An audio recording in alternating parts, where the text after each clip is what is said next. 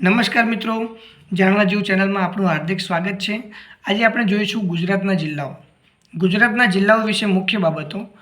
1 મે 1960ના રોજ આપણું ગુજરાત રાજ્ય બૃહદ મુંબઈ રાજ્યમાંથી છૂટું પડી અલગ ગુજરાત રાજ્યની સ્થાપના થઈ।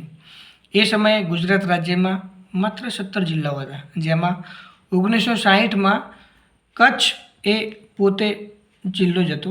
સૌરાષ્ટ્રમાં 6 જિલ્લાઓ હતા, જેમાં જામનગર, સુરેન્દ્રનગર, જૂનાગઢ, અમરેલી, રાજકોટ અને ભાવનગરનો સમાવેશ થતો હતો। તળ ગુજરાતમાં મુખ્યત્વે ઉત્તર ગુજરાત, મધ્ય ગુજરાત અને દક્ષિણ ગુજરાત એમ 3 ભાગ પાડવામાં આવ્યા હતા। એમાં ઉત્તર ગુજરાતમાં 3 જિલ્લાઓ હતા, બનાસકાંઠા, સાબરકાંઠા અને મહેસાણા। મધ્ય ગુજરાતમાં 4 જિલ્લાઓ હતા, અમદાવાદ, ખેડા, વડોદરા અને પંચમહાલ। દક્ષિણ ગુજરાતમાં 3 જિલ્લાઓ હતા, ભરૂચ, સુરત અને ડાંગ। આમ કરીને આપણે 17 જિલ્લાઓની રચના કરેલી હતી। પછી 1964માં બળવંતરાય મહેતા મુખ્યમંત્રી હતા। એ વખતના સમયમાં ગાંધીનગર અલગ જિલ્લો બનાવવામાં આવ્યો।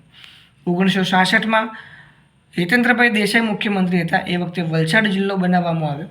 1997માં બાપુના હુલામણા નામથી જાણીતા શંકરસિંહ વાઘેલા હતા। એમના સમયમાં 5 જિલ્લાઓની રચના થઈ, જેમાં દાહોદ, પોરબંદર, નર્મદા, નવસારી અને આણંદની રચના કરવામાં આવી હતી। આ જિલ્લાઓને યાદ રાખવા માટે મિત્રો આપણે જાણવા જેવું ચેનલ 9 સૂત્ર આપે છે। નવ દાન આપો। નવ એટલે નવસારી, દા એટલે દાહોદ, ન એટલે નર્મદા, આ એટલે આણંદ, પો એટલે પોરબંદર। બરાબર મિત્રો। પછી 2000ની સાલમાં પાટણ જિલ્લાની રચના થઈ।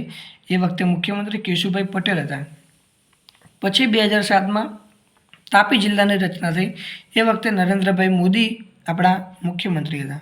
2013માં અરવલ્લી, ગીર સોમનાથ, છોટાઉદેપુર, મોરબી, બોટાદ, મહીસાગર અને દેવભૂમિ દ્વારકાની રચના કરવામાં આવી। એ વખતે આપણા મુખ્યમંત્રી નરેન્દ્રભાઈ મોદી હતા। મિત્રો, આ તમને માહિતી ગમી હોય તો લાઇક અને સબસ્ક્રાઈબ કરવાનું ભૂલતા નહીં। બીજું મિત્રો, આવનારા વિડીયોમાં આપણે દરેક જિલ્લાઓ વિશે, દરેક નદીઓ વિશે અને ગુજરાતની ભૂગોળ વિશે અને આપણને જાણવા જેવી કોઈ પણ માહિતી હોય એ વિશે આપણે વિડીયો બનાવવાનું રાખીશું। અને તોય પણ તમને ગમે તો કોમેન્ટમાં તમારી ઈચ્છા પ્રમાણે કહેતા રહેજો, તો નવા વિડીયો બનાવવામાં આવશે। ધન્યવાદ મિત્રો।